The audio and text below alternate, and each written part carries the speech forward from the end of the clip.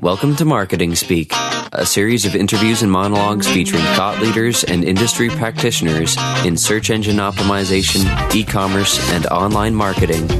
Here's your host, Stefan Spencer, SEO expert, author, speaker, consultant, and internet entrepreneur. Branding and website design go hand in hand, but one comes before the other. Which one? Well, branding, of course.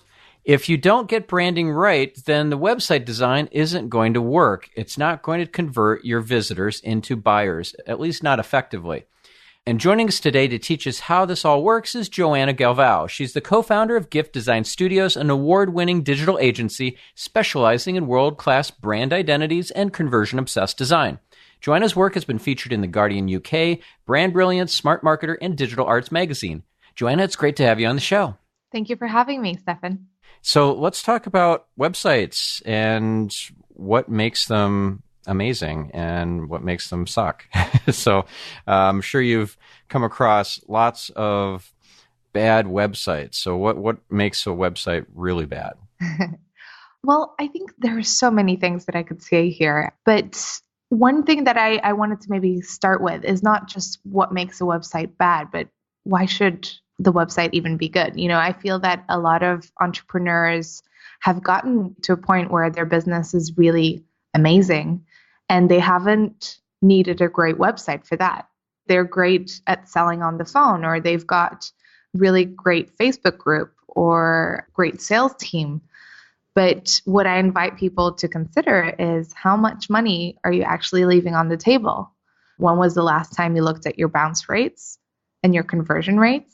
And you wish they were better, because the possibilities, if your website becomes your greatest salesperson by having a design that converts, they're just, the sky's the limit, right? For sure. So what's the difference between a nice looking website and a website converts? Can they both dovetail and work together, or is a highly designed website potentially bad for conversion? I love that question.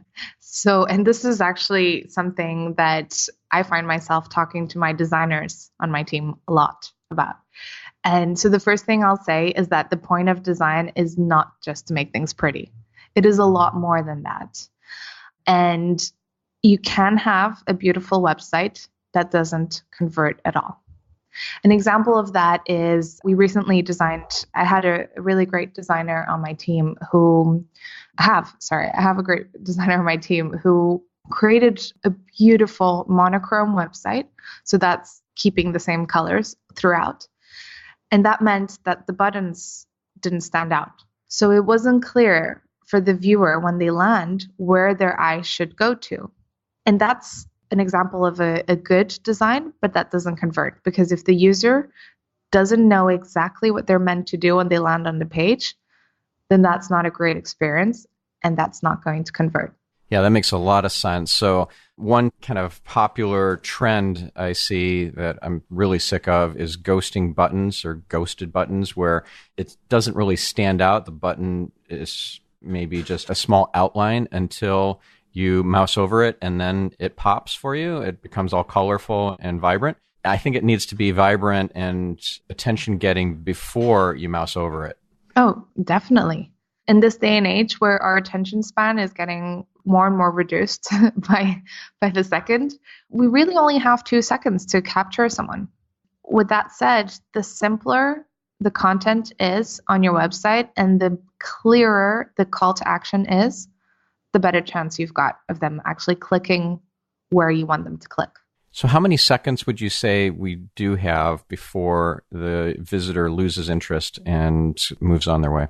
I do think it's between 2 to 8 seconds. This is a study that I personally geek out about, and there hasn't been one, set amount of seconds, but I noticed that over the years, the studies that come out, it gets lower and lower.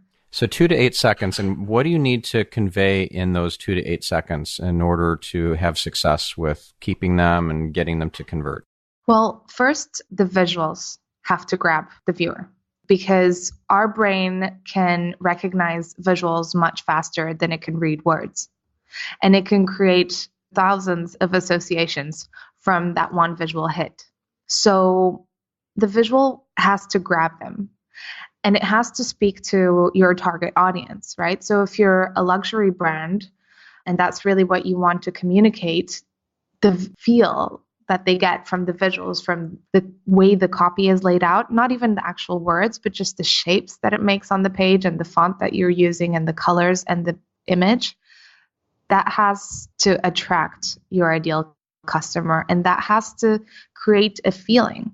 So I think one thing to note there is, what is the feeling you want to create when people land on your website?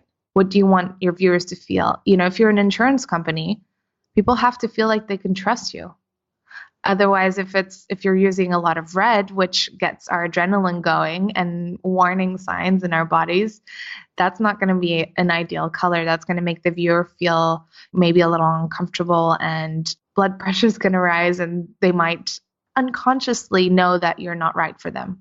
So let's say you want to create a feeling for the visitor and you're a service provider, a coach or consultant. What sort of feeling might you suggest creating, and how do you start? Do you create a mood board first? Do you create some sort of wireframe? Do you do some brainstorming? How do you start with this process of getting to the right feeling and injecting that into the design? The first step would be to concentrate first on, do you know exactly what is the feeling that your audience should feel? And do you know your brand strategy and how you're positioning yourself? Because if you don't, I would start there with brand strategy. And a really great one to start with as like a fun little quiz, I would actually recommend Sally Hogshead's How to Fascinate quiz. Oh, yeah, she's great. Yeah. And in fact, there's an episode on my podcast where I interviewed her. So listeners, definitely check out the Sally Hogshead episode.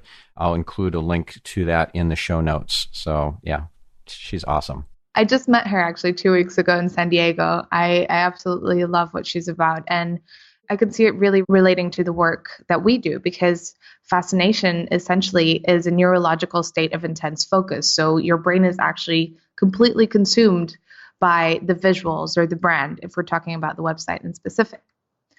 So I would suggest taking that and seeing which ways you fascinate.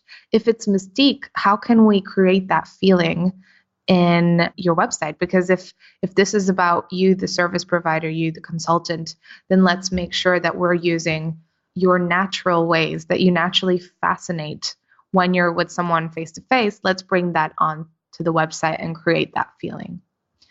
And when you know that, then I would definitely suggest that the second stage is creating the mood board. Now, how do we do that? You can go onto Pinterest. I think that's my favorite one because you can easily create a board and there are many amazing images already populating the platform. But you can look through magazines and things as well and just start looking at what you're naturally drawn to. And then also think about, where do your customers actually shop? So you can start to piece that together and see if there's any visual trend about where they shop. Because if they shop, again, in high-end luxury stores, you'll notice that most of those brands have a serifed font. So maybe you'll consider using that as well. You want them to feel like they already belong to you when they see the first visual hit. Of course, you still want to be different, right? But you don't want to be so different that they can't identify themselves with you, with your brand. Right. Does that make sense? Yeah, it does. Who designs the mood board? Is that the client's job? Is that the designer's job or the brand strategist's job or all the above?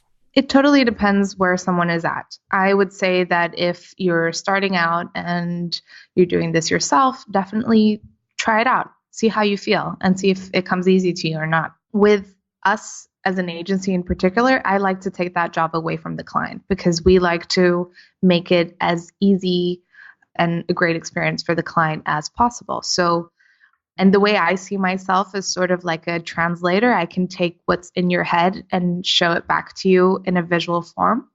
So we would normally do all the research and then present 3 different concepts. I know that some brand strategists do this, but it really depends if the brand strategist is a visual person or a words person. Because I've seen brand strategists do, here are your words. instead of here are your colors and here's your look and feel. But if you actually are clear on your brand strategy, then definitely show that to a designer and see what they can come up with. So is this design concept or 3 design concepts that you come up with, is this something that is kind of somewhat templated, or how do you create a mood board? I've seen some examples, and I don't know if actually you could include any examples or offer any examples that we can show in the show notes. But Sure. yeah, it seems like a mystery to me. I'm not really a designer. I don't understand the nuances of creating something like a mood board. What's the process look like? Do you start with something that's kind of a template, and how do you do the research for it? It seems very mysterious to me. So there is no right or wrong way to do this. As long as it's very clear the colors you're going for, it's very clear the style of typography, and the mood board doesn't have, because what I see happening a lot is that people start collecting everything they're visually drawn to. And then you've got a logo that looks like it was handwritten, a logo that looked like it was painted with watercolors, a logo that is serifed, one that has a bunch of icons. And although you are visually drawn to, if you bring that together, that does not create a mood board. A mood board has to already have defined and cohesive elements. So in terms of being templated or not, I tell my designers, just do what you want with it. As long as when I look at it, it's clear to me what's the call to action color that stands out to me when I look at the board. What's the 3 primary colors or 2 primary colors that's going to take over the general look and feel. Then you want to identify typography styles, maybe iconography styles, or what's going to complement your brand. Is it really beautiful photography? Or if you're a tech company, are you going to start using more icons and digital illustrations? Right. So how do you come up with a iconographic style? Are you looking at, for example, a coach or a consultant and thinking, this person or this company is very innovative, so we need to come up with icons that are bold or that are thin, or how does that work? Well, we do this in the initial phase. So we recently branded a Facebook ad agency, and they're really fun and innovative, but they're also spread all over the world, and they don't have an office. And so it's not like you can photograph them working in their office and it looks like something out of Google or Amazon. So when we spoke about what's the imagery style of the website, I asked, are you okay with us creating a concept for a fun photo shoot that showcases your personality? But they actually were so spread out all over the country that they didn't have, it wasn't convenient for us to do that. So we went back to the drawing board and came back with, well, in that case, since we can't do a fun photo shoot, let's go with illustrations. Got it. And the client was happy with the outcome? Oh, yeah. That's awesome. Actually, the website is live, so it's tier11.com if users want to see it. Oh, perfect. Okay. All the illustrations are custom animated, so the whole website is just animated illustrations for every touch point. Awesome. I'll include a link in the show notes for that, and I'll also do that with the previous design if they allow spidering by the Wayback Machine. I'll put an archive.org link as well. There actually isn't any. That's the great thing about this one. All right. Okay. So it's a brand new agency. They were operating by word of mouth for 2 years. Oh, wow. This is what I say. You don't necessarily need a website to be successful. Well, that's true. This is true. I actually had one of my friends and guests on the show, Ephraim Olszewski, who didn't have a website for years and was making a very comfortable 7-figure income. He'd actually charged 7 figures just to work with one client. This is a coach. And just privately to hire him is $100,000 up front, no refunds. It's pretty cool. So it's a great episode, by the way, because we go into a lot of strategies around high-ticket sales. It's pretty cool. So I'll include a link. Oh, I'll have to listen to that. Yeah. He's very good at that.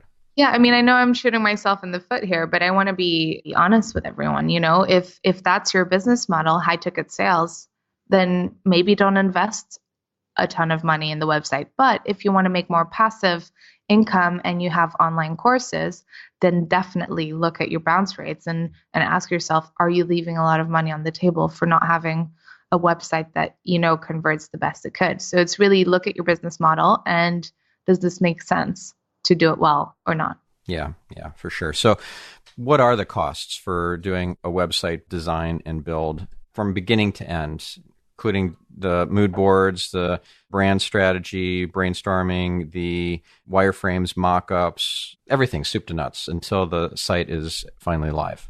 Is that with us in particular or in general? Both. Yeah. So I think in general, I'll say that it's like, how long is a piece of string? As well as you get what you pay for. So if you were building a house, you could go for hardwood floors and marble surfaces. And of course, that's going to up the cost. It depends on how you want it to look. I've seen people do websites, great websites for $6,000, and that's fine. I think as an agency, what we provide is a lot more comprehensive. And we have 8 people work on a project at once.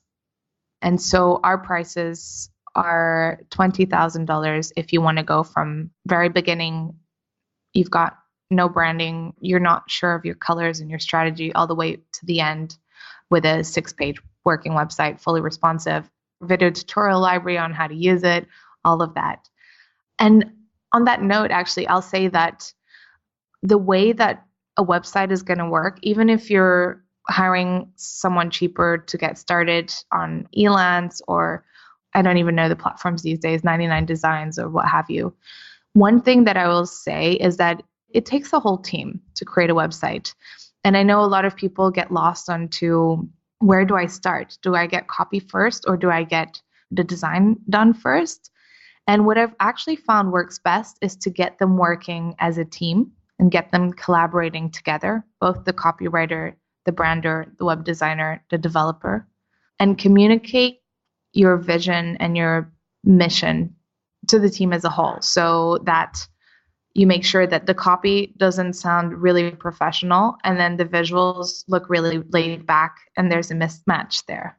Right, of course. And if somebody is getting professional copywriter involved, is that somebody that you provide from your agency, or is that somebody from the outside, like a special sales copywriter? Sales copywriters tend to be very expensive if they're good. Yeah, well, what I like to do is find out the client's needs and curate a team around their needs. So we have a lot of copywriters we partner with. Some are specialized in humor, others are specialized in sales pages, and they do all the research, and they actually interview customers as well for you. So if we're designing a funnel, we'll go with that person. And depending on the client's needs, and this is where we offer really bespoke services, I curate my team of superstars to help them. And, I'll bring on a calligraphist if I see that the brand should go in that direction, or I'll bring on a custom illustrator or an animator to animate all the icons. Most of all of what I said is internal, except for the copywriters, which we partner with on a freelance basis. Got it. Okay. So let's say you get an animator involved and that animator is creating an explainer video. Is that something that you would do in-house, or would you outsource that? We can definitely do that in-house. Yeah. We would probably get someone to do the voiceover from a platform that we use. And then we do the rest in-house. Okay. And an explainer video, is that something typical for a client engagement, or is that pretty unusual? Because I know that those used to be very, very popular. They don't seem to be as popular these days. I think where our area of expertise really is a rebrand and a website design. So we'll do that for any client that has gone through that first, and that we're confident that we know exactly what they need. So if someone came to us and they just needed an explainer video, we would probably be most comfortable with referring them to a partner of ours. Makes sense. Okay. So let's say that the copywriting is the copywriting included or not included in, let's say just in a hypothetical example, it's a $20,000 site redesign. Is the copywriting included in that, or is that another maybe $5,000 or $10,000? Yeah, that is another $5,000. So we have multiple tier packages. It's hard to say exactly how much it costs on the call because sometimes I curate a proposal. So if I see that the client would really benefit from a video in their header, then I will spec that out and present a quote with the video production team flying out to them, creating a video to feature on the website. Yeah, got it. Okay. Let's move to talk about branding a bit more, because that is such an important component. If you don't have the branding right, the design won't be good and the conversion won't happen like you envision it. So one of my favorite definitions of a brand is it's a promise delivered. So what is your definition of a brand, and what's your process for strategizing with a client who's not sure what their brand should be? Well, my favorite one is actually Jeff Bezos's definition, which is a brand is what people say about you when you're not in the room. Oh, I like that too. That's great. So it's no longer about what you say you are. You could say you're the fastest, the cheapest, the best, or what have you, but it's really about what they think of you. Yeah, so true. And that's where Sally Hogshead's research and process really comes in handy, because it really is about how the world sees you, not how you see the world. Mm-hmm. Exactly. And I see that how we break branding down is the 3 V's of branding. So that's your vision, what you do, your objectives, your actions as a brand and a company, your voice. So what is your message? And this is also your copy and your tone of voice, and then the visuals. And those 3 V's of branding is what, if they're working together, creates an effective brand. So what we initially do with clients is just ask, we have a really in-depth questionnaire, and then we have a discovery call to get clear on where do they see themselves going in 5 years, 10 years as a company? What is their ideal client? What is the transformation they provide for their clients? What is the pain point they solve? This is very common, deep dive questionnaire into your business and vision. And that's when we can start bringing ideas together of like, oh, they actually could position themselves as a really funny agency, and maybe we can go with cartoons, and maybe the tone of voice could be light. And that's when the magic starts happening. And that's when we bring the whole team in together for a big brainstorm session. Okay, cool. Yeah, it's so important to identify the pain points and know how to poke at those pain points without being too aggressive or too in your face about it. You got to be subtle, but also not afraid to bring them to that pain so that you can show them the path to the end point, the outcome, the ideal scene of what would happen if they got what they needed and wanted. So do you do any kind of focus groups or surveys or anything like that to help identify the pain points? I would love to scale this to a point where we could just actually create surveys, email it out to my clients' audiences, or bring some people on the phone. But for now, we trust that either the client can go ahead and do that, or we just do it from one-to-one with the client, and then also researching the competitive landscape. Got it. Okay. So anything else that you want to mention about branding before we move on to another topic? When you touched on pain point, it reminded me of Scott Alford. He says that most people, what they're selling is a vitamin, and we really should be selling painkillers. So I guess if I was selling my services as a vitamin, it would be, I can make your brand look better. So it's just enhancing. But if it's a pain point, I could say something like, we can get your website to be your best salesperson so that you no longer have to jump on calls that don't convert. Yeah, that's good. That's very good. Yep, I'm familiar a bit with Scott Wolford's work. He's got a really cool 5-day challenge that I've kind of loosely emulated with the 5-day SEO challenge. And yeah, it's a pretty cool free funnel. And are you familiar with the 5-day challenges or 7 days? Like my wife has a 7-day challenge on self-love and for women, single women, so that they get in touch with their inner goddess and become irresistible to their potential soulmate. And my 5-day challenge is to take somebody from really not knowing where to start with SEO to having some sense of the different aspects and what it's going to take and getting some immediate success just within the first 5 days. So any experience with the 5 days, 7 days, 14-day challenges? Yeah, I love challenges. I think for my clients, it's what we see convert the best because you're giving them transformation right at the beginning of their interaction with you. And by giving them transformation, no matter how small or big, they're already a lot more invested in you and probably a lot more likely to buy from you because you've already shown them that you can get them from A to B if they trust you and follow the steps. Yeah. I'll include a link in the show notes to my 5-day SEO challenge and to Scott Olford's 5-day challenge as well. If listeners are curious, want to go through the process. Here's the thing. There's nothing like SEO to grow your business. It's the gift that keeps on giving. I know this, you know this, we all know this, right? But I see so many people get stuck and spin their wheels some more and get nothing done. Or they finally get something done, but it's the wrong thing and it doesn't benefit their SEO one bit. But what if there were a quick and simple system I could walk you through so that you finally get some traction? Would you be interested in that?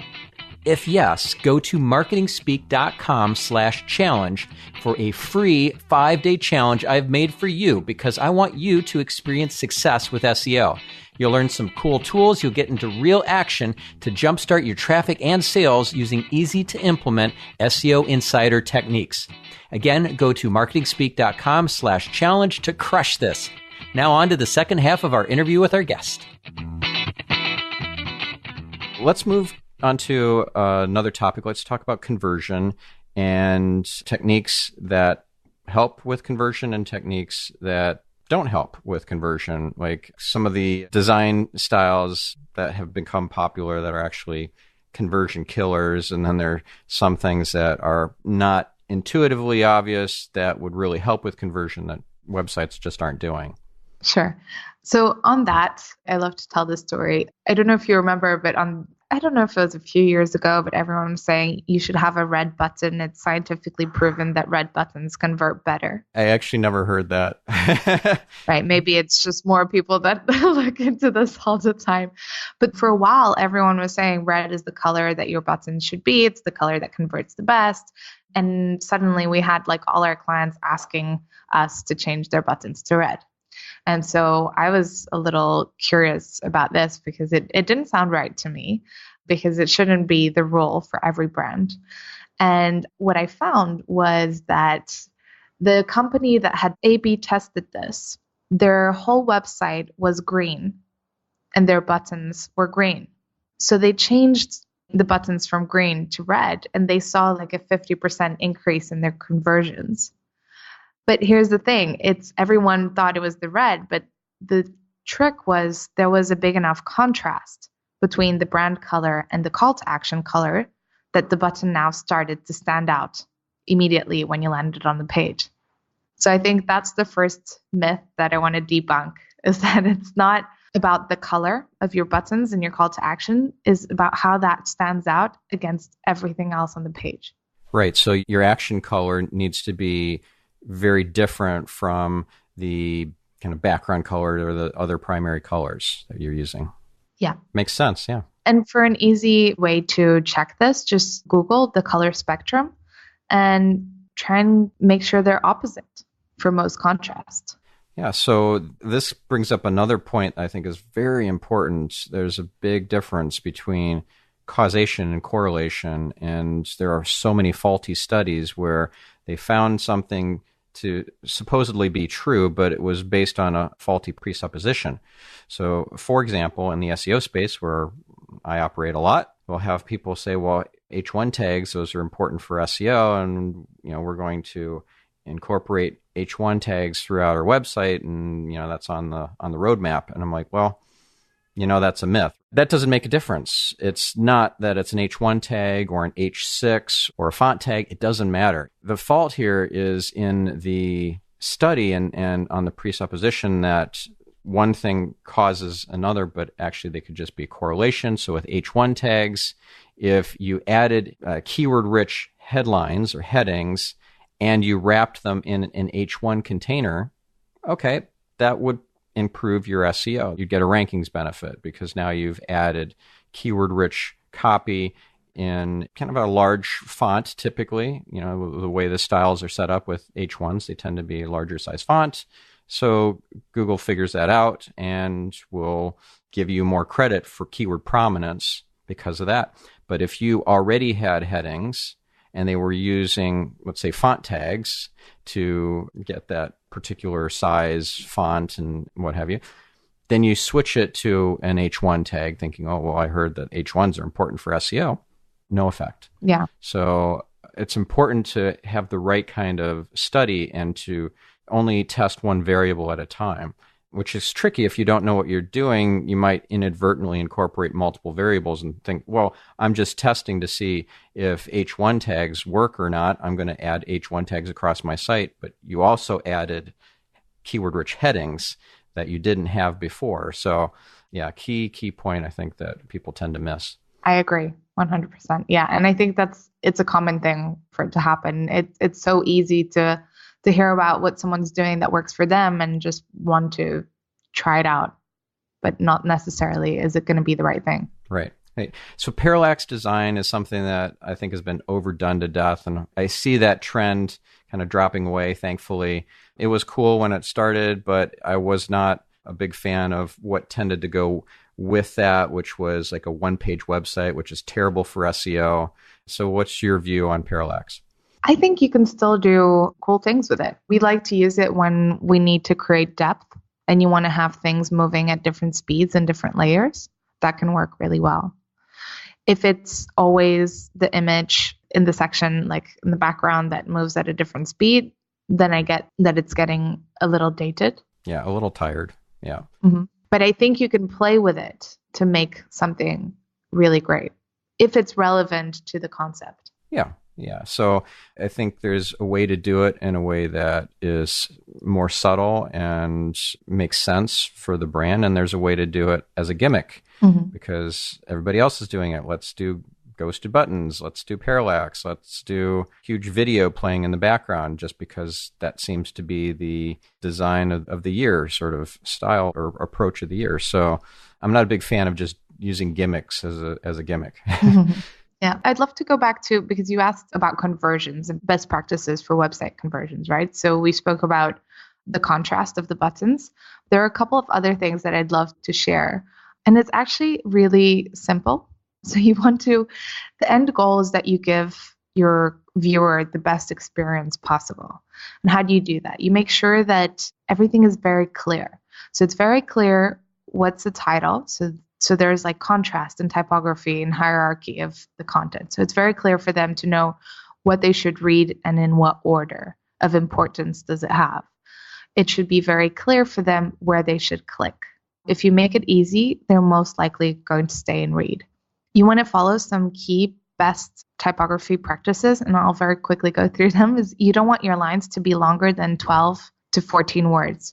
Because that actually is proven to tire the eye out. If the eye has to go through more than 14 words, it kind of gets lost on its way back to the margin to try and get to the second line below. And that's the most common mistake that I see on everyone's websites.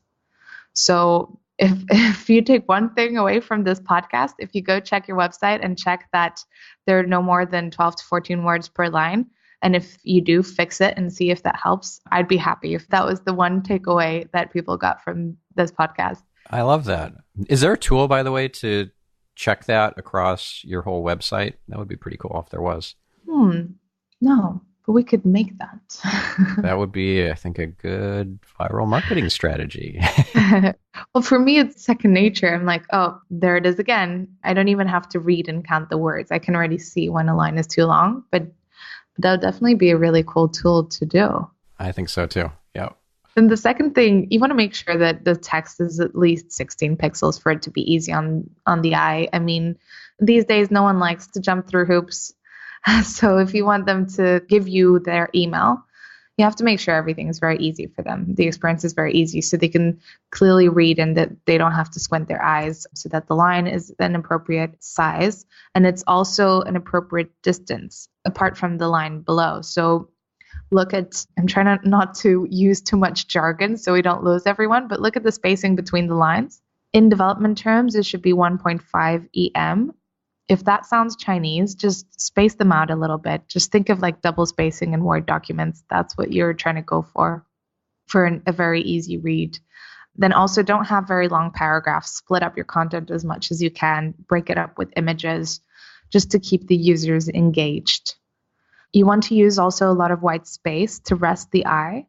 If you use white typography over a dark background, it's actually harder for us to read. So just, again, make the experience as easy as possible. And make sure you have contrast throughout the website. And that's between white space and images. But also, if you have a header with an image, another common thing that I see is that people choose headers that are beautiful, but really busy. And so when you put text over it, it's very hard to now read the text with everything that's going on in the background. So make sure there's contrast there as well.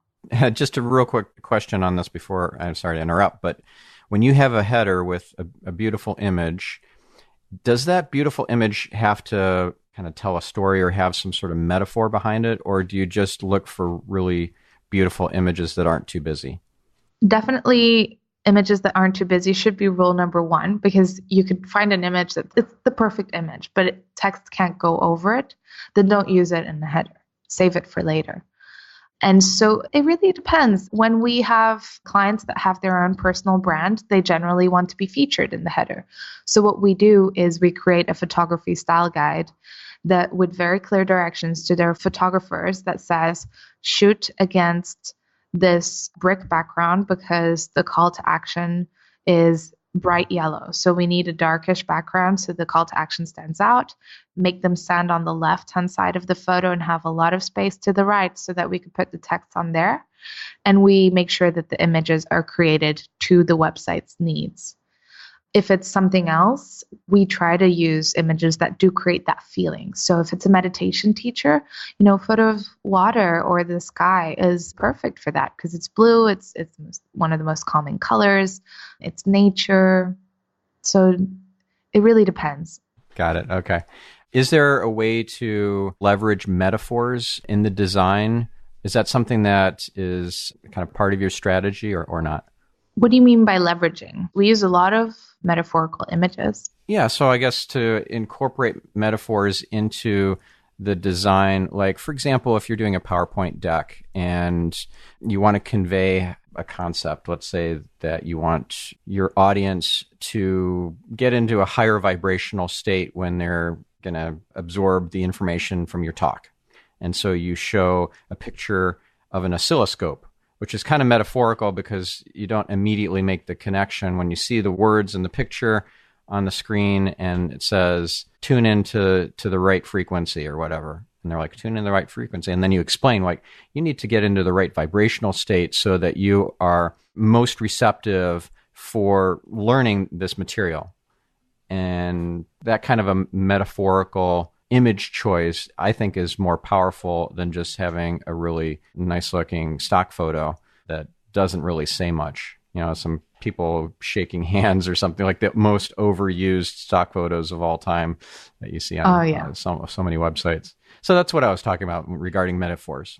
Yeah, well, definitely. I think those work really well. It does become harder to avoid cliches, and you don't want it to be so disconnected that people don't understand, well, why is there a photo of the jungle there? What am I meant to get from that if this is about SEO? Or, and this is where the copywriter and the designer should work together because they could come up with the metaphors together, both visually and through the writing. And for stock photos, I actually recommend Stocksy as a website. How do you spell that? Stock, as in stock photos, sy.com. Okay, got it. I'll include that in the show notes as well. Yeah, and if you look for handshaking, you'll find either an arm that's all tattooed or a lady shaking a man's hand and she's covered with jewelry. And they really try to be diverse in the models that they use so it's multicultural and they're stock photos, but with more personality and more original. Oh, I like that. That's awesome. What's the pricing model? Is it $1 per photo sort of thing, or how's that work? It's a little bit more expensive. Again, I believe that you get what you pay for. So these are they start at $15, and then depending on the size, go up to $30 or $50 per photo. Okay. Another cheaper alternative that we use is actually a friend of ours runs Death to Stock. So very extreme name, but a great company. And I'm not sure what their prices are right now, but I know they were thinking of launching a package with most of the photos they've released. Oh, that's cool. Okay, so I'll include a link in the show notes to that as well. And they have a lot of free ones. Sorry, I forgot to make that clear. Oh, that's awesome, because I was going to ask about that. There's one site in particular that I recommend to people who have no budget for stock photography, and that's Pexels, Pexels. Pexels, yeah, we use that as well. And there's Unsplash. There are many good ones out there. Pexels is a stock photo site that everything on there is free. The options are kind of limited. Like if you put in candle as a keyword, you're not going to find many options there, or handshake or whatever. But they're nice photos. If it fits, if the metaphor fits, or if the mood of the image fits, or how professional or quirky or fun or whatever it is, if it works, then great. You don't have to pay any money for it. But yeah, it's pretty limited with the options. So those are great resources, Stocksy, Death to Stock, and Unsplash and all that. Was there anything else you wanted to share in terms of tips for typography? The 12 to 14 words max per line, the 16 pixels, the spacing of 1.5 EM, and the white space and all that. Anything that you missed on the header not being too busy, header image? Anything else? I think I also don't want to overwhelm everyone, but I think those are the best practices. Those are the ones that will give your user a great experience. But since we're on resources, a really fun one is a Google Chrome extension called What Font. And what it does is, if you're on a website and you think, oh, I really like this font and it's really easy to read, you can click that extension, and it's like an eye drop tool, and you can know exactly what typography, what font they're using in that page, what size is it, what spacing it is between letters and between lines, and you could just take that and run with it. And you could see where you can buy that font, if it's a Google font or if it's from a foundry that you have to actually pay for. I love that. We use that all the time. When we land on a website that we're like, oh, really like that, how the text is laid out. We always use that tool to find out every detail about it. That is so cool. So let's say that you find the name of the font using this Chrome extension, and it's not one that you have already. How do you find that font? Is there a directory or tool? And for those people who aren't familiar with font foundries, what exactly is that? So font foundries are where you buy the fonts from. And normally what they do is when you're a font designer, you have them as your agents, sort of, just like stock photos. My favorite one, first, I love Google. I think Google now is investing a lot in fonts. I have a lot of friends of mine that are freelance font designers, and they're now working for Google, creating really great quality fonts. So I think that's a great place to start, and they're all free. Another one that's really great is myfonts.com. And if you're looking for something that is more custom for and really unique, so it's not just let me find the right font for the body copy of my website. If you're trying to find a really edgy one that's completely out of the box, you've never seen it before, then I would go to creativemarket.com. That's actually a website that is great for more than just fonts. You can find stock photography there as well. You can find illustrations. You can find templates and mock-ups. So let's say you're wanting to create an image that shows the inside of your online course. You can actually go and buy a mock-up from there that, when you see those photos, that's like a desk and there's the iPad and there's like a little sheet of paper with information on and the nice pen arranged. Those are most often than not actually not real photographs. They're mock-ups.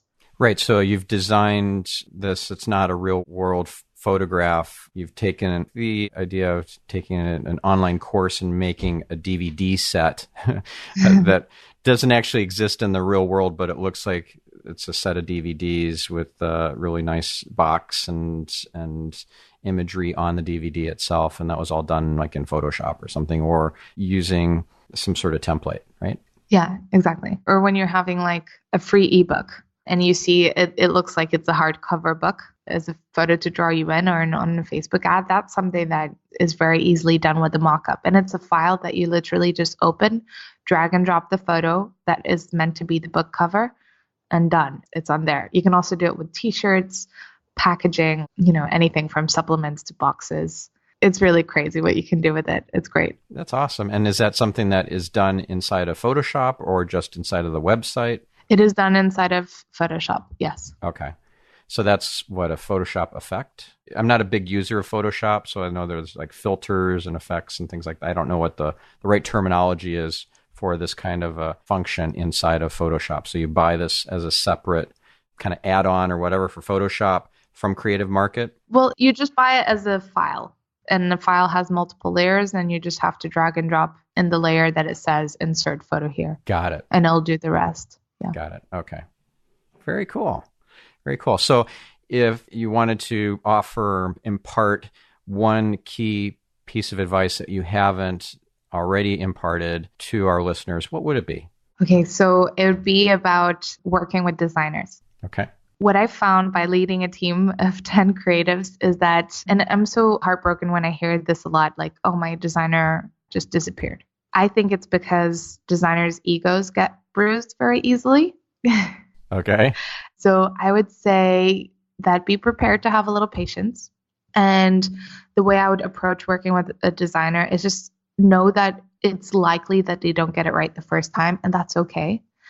And see it as a partnership of explaining them what's the end goal, rather than, can you try this in purple? Okay, now try it in yellow. Now try it in green, and not communicating. I think it's very important for people when they're hiring creatives to communicate the end goal, rather than to try and be a creative director and try and edit the process themselves. Just be patient. I know we're like a red breed of service providers. I'm sad that we have the reputation that we have. That is why I love running an agency, to make sure that that doesn't happen to any of our clients, because we can be the bridge between that. Right.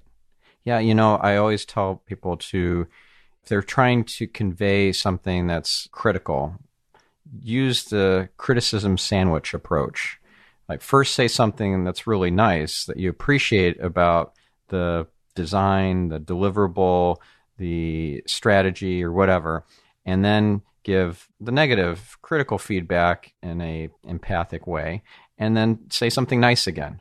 So you're bookending the criticism with positive comments, so they don't feel like you're just, I don't want to use a swear word, but something all over their work that they kind of poured their blood, sweat, and tears into. And I don't think it's just designers that can be seen as a little too precious or sensitive. I think it can apply to any industry. Like, when I'm coming in to help with SEO, and if I'm not empathic or sensitive in dealing with the IT people, and I tell them all the things they didn't know that they built wrong, without being empathic or compassionate, then I break rapport, and they hate me, and they want to sabotage the engagement and make sure that I'm fired. Mm-hmm. So you want to make them your friends. You don't want to make them your enemy. And same goes if you're hiring a design firm or a contractor. Yeah, use that criticism sandwich approach, I think. Yeah, I love that. Yeah. No, and it's true that it's not just designers. I do feel that designers have a harder time because design is so subjective, right? You can really just hate a color for no reason. Yeah. Or just have this approach like, I'll let you know if I like it when I see it, It's like, how am I supposed to design something if the only feedback I get is I don't like it? Try something else. I don't like that one. That would be very frustrating. Yeah, I always ask our clients for what they feel when they look at it, or do they associate? Does it remind them of something? So we can understand that better. But actually, like, on that note, Seth Godin says there are 4 types of clients for a designer, and one of them is I know what I like when I see it. Yes. Yeah. Yeah. That's really frustrating. So if somebody wanted to work with you and they're not that type, how would they get in touch with you and what are the next steps? Head over to our website, giftdesignstudios.com. I think it's important that before you hire an agency, you resonate with the work that they've created, because it most likely will be in that style, even though it's completely different. There's always people say that our design is very clean and modern. So if you like that, then great. Just email us through the contact form. All right. Awesome.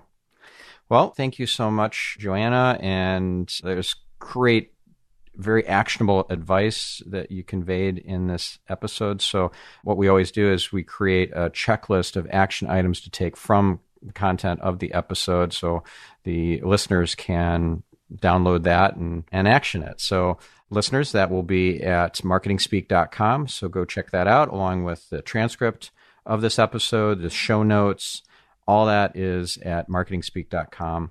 And so now it's time to actually take this advice and run with it. You could even hire Joana and her team to do a full site redesign for you. Mm-hmm. And I'm sure you'd be very happy with it. Thank you, Stefan. It was a pleasure. And I hope that I could provide value to your audience. And actually, if anyone wants to find out and wants some help to find out what about their website is not working well, I'm willing to offer 50 website reviews to the first 50 people that sign up. Just reach out to us through the contact form on our website and we'll get you on the list. And when I can, I'll do that for you. Wow, that is quite a generous offer. So yeah, definitely listeners, take her up on that. That is incredible. Thank you, Joana. And thank you, listeners. This is Stefan Spencer, your host, signing off. We'll catch you on next week's episode. Thanks for listening to the Marketing Speak podcast. Your host has been Stefan Spencer, 3-time author and leading expert on SEO and online marketing, whose client list boasts such brands as Zappos, Sony, and Chanel. Want to learn more about SEO, social media, or just generally how to build an online empire? Visit marketingspeak.com for an archive of past episodes, along with transcripts and show notes. In addition, a wealth of resources that include video-based training, screencasts, webinars, white papers, articles, and blog posts can be found on his SEO coaching site, scienceofseo.com. To reach Stefan, visit his personal website at stefanspencer.com or email him directly at stefan@stefanspencer.com. Until next time.